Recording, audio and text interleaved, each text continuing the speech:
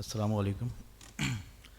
Today I'm going to share my initial experience of mechanical thrombectomy in one of the largest cardiac center of Karachi.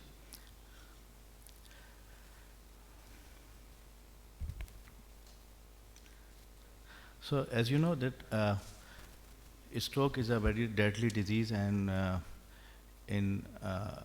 this is a number one cause of disability in the world and number two cause of mortality in the world. So in Pakistan, as data showed, every day there are 1,000 stroke happen, and out of 1,000, there 400 died due to this deadly disease.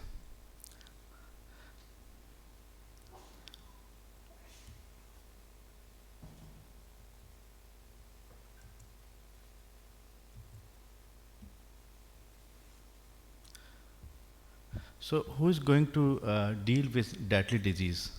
Are the neurologists can able to deal this deadly disease, interventional radiologists, or any other specialty? Because the burden in the society is too much. So you have to deal with the disease. You have to train many doctors who can decrease the burden of stroke in the society. As you know, in 2015, mechanical thrombectomy is the standard treatment of care in large vessel occlusions. So, why I started this mechanical thrombectomy acute ischemic stroke treatment in NICVD? Because cardiologists are large in number in the country.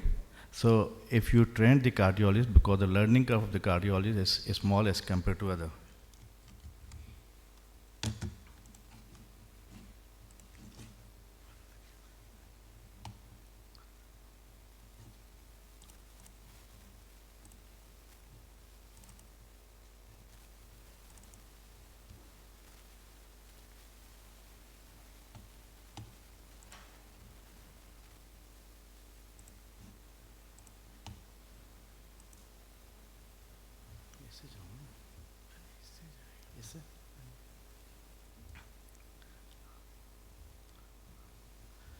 So I started this service in late 2021 in NICVD Karachi. So NICVD, I want to tell you about the NICVD. It's a unique model of cardiac network. This is one of the largest cardiac network of Pakistan. In the center, if you see in the center, there is a NICVD Karachi.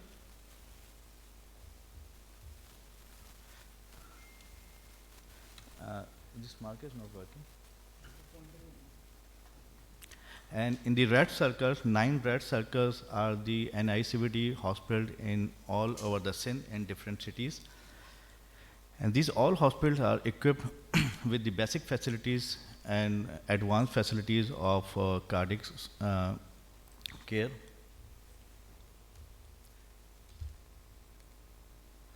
So these are all hospitals in Sakkar, Nawab Shah, Seven, and different parts of the city. These hospitals are equipped with the primary PCI facilities 24/7. These centers are providing the cabbage services and other cardiac facilities. And the 20 green circles are the chest pan unit over here. These are the large containers which is placed in the most populated and areas of the Sindh. These CPUs, chest pan unit, is equipped with the doctors, nurses, defibrillators, ECG facilities, and emergency medicine. If any patient who have a chest pain at any time in 24/7, if unable to reach in these hospitals, they can reach in the chest pain unit. We will provide the emergency services to the patient. And if there's any changes in the ECG and need a primary PCI, the ambulance is present next to the CPU, and they can shift and drip and shift the patient to the any nearest NICVD hospital.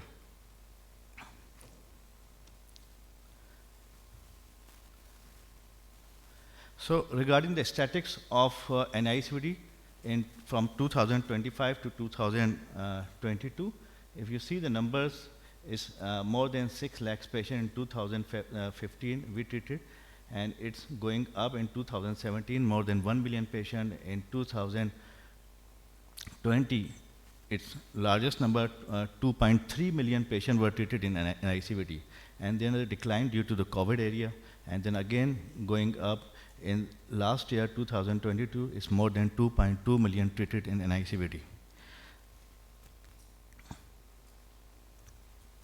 So what are the facilities providing the NICVT? Primary PCI is more than 19,988 in 2022. I'm presenting the data only of 1 year.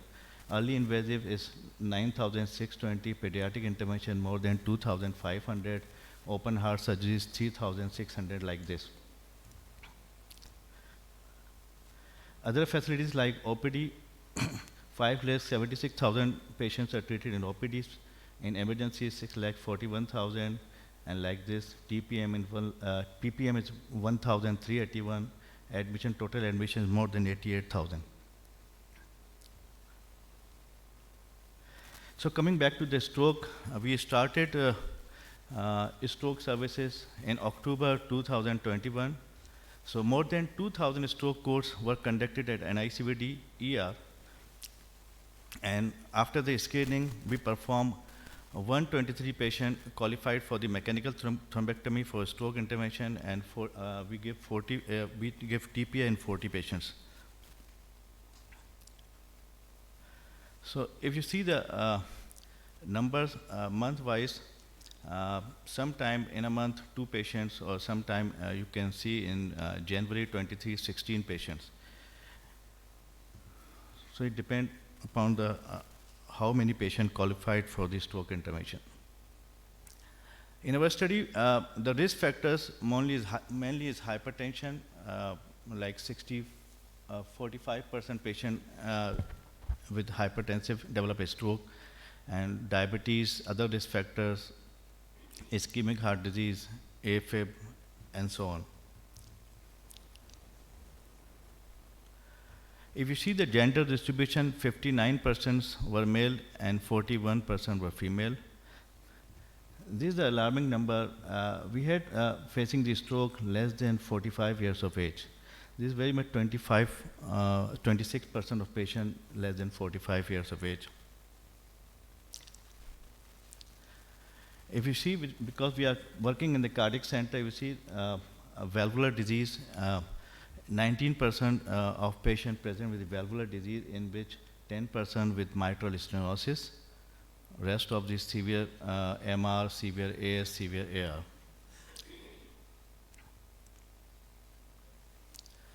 So selection criteria of the stroke is, we see the age is more than 18 years, pre-stroke MR is 0 to 1, aspect greater than 6, artery, large vessels occlusion, and symptom to groin puncture time is less than 6 hours. If patient meet this criteria, then we can shift this patient for the stroke intervention.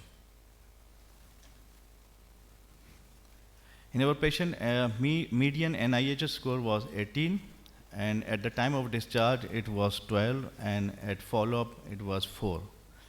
And the median modified ranking score was at the time of discharge is 4, and follow-up at the time of follow-up is 3.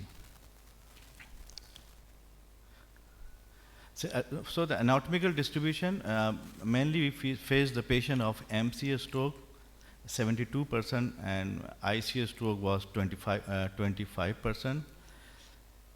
In MCA, we achieved 68% success, and in ICA, we achieved 72% success. Unfortunately, we encountered 3 patients for posterior circulation basilar artery. All were expired, despite of 2 patients showing the good angiographic result. Despite of that, these all 3 patients were expired. So, as you know, there are 2 methods of mechanical thrombectomy, Solumbra and ADOPT. We did 60% patient we perform ADOPT technique, and 40% we perform Solumbra technique. Our target of to achieve is TICI 2B or TICI 3 flow. So median number of passes were 4 and procedure success was 84%. We achieved TICI 2B flow 43% of patient and 54% we achieved TICI 3 flow.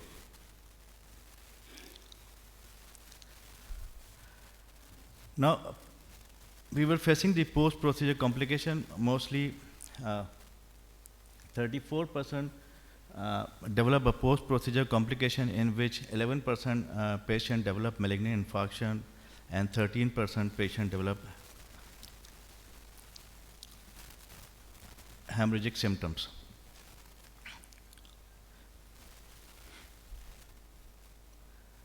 Median complication, we will face 36% aspiration pneumonia, 36% patient with medical complication, in which 26% were developed aspiration pneumonia, which were treated, and rest of the complications were peripheral thrombosis, cardiac decompensation, seizures, and others. So mortality distribution, 24% mortality in our patients. Out of 123 patients, 84% patients showed angiographically success, achieved TICI 2B and 3 flow. And out of 103 patients, 84% patients were discharged with clinical success, and 21% patient expired. And out of 84, 49% patient back to normal life, and 51 patients showed partial improvement, but is still in follow-up stage of follow-up of 3 months. Now, if you see on the left side, 16% shows angiography unsuccessful, in which 53% patient expired and 47% discharged with some clinical improvement.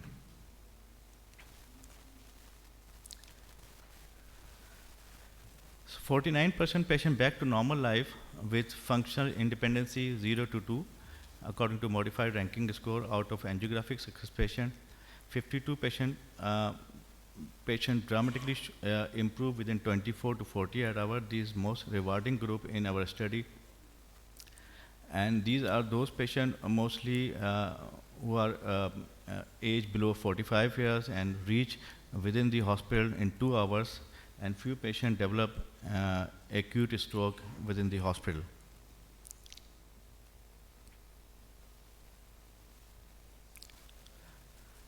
So 23% patient expired out of 123, either unsuccessful procedure or procedure-related complications.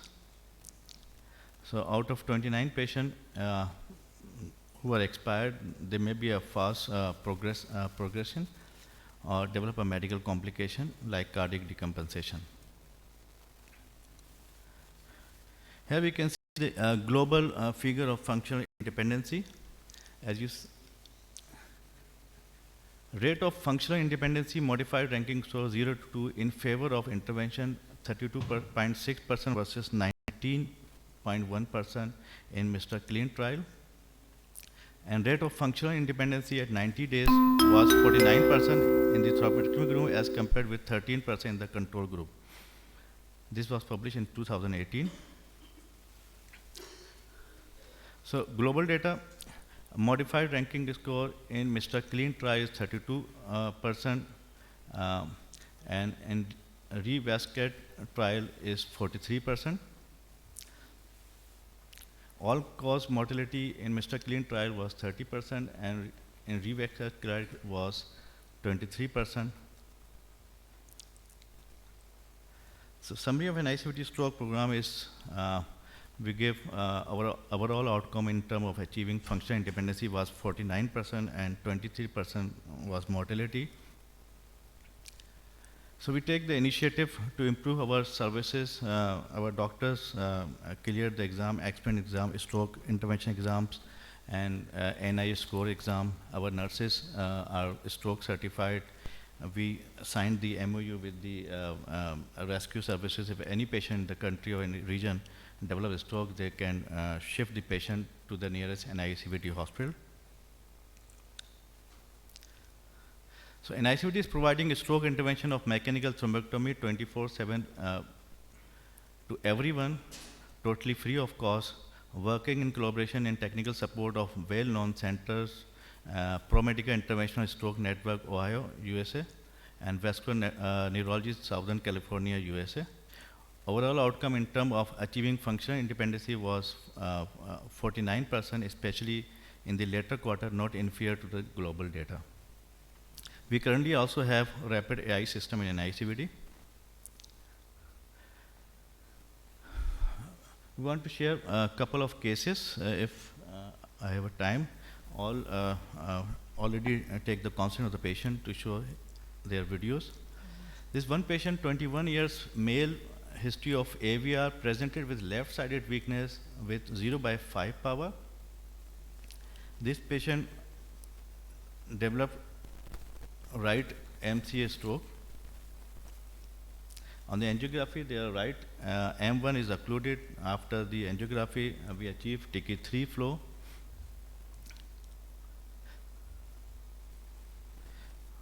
So this patient was not moving his left limb, upper and lower limb, and the next day on the bed, we performed the video, and this patient was moving.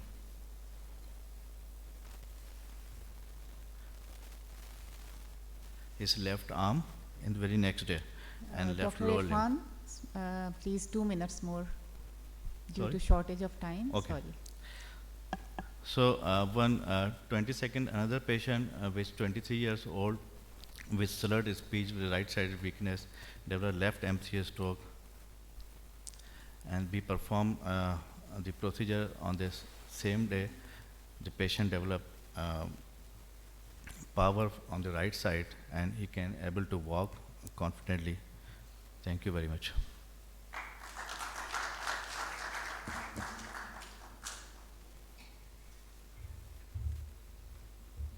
If you have any question,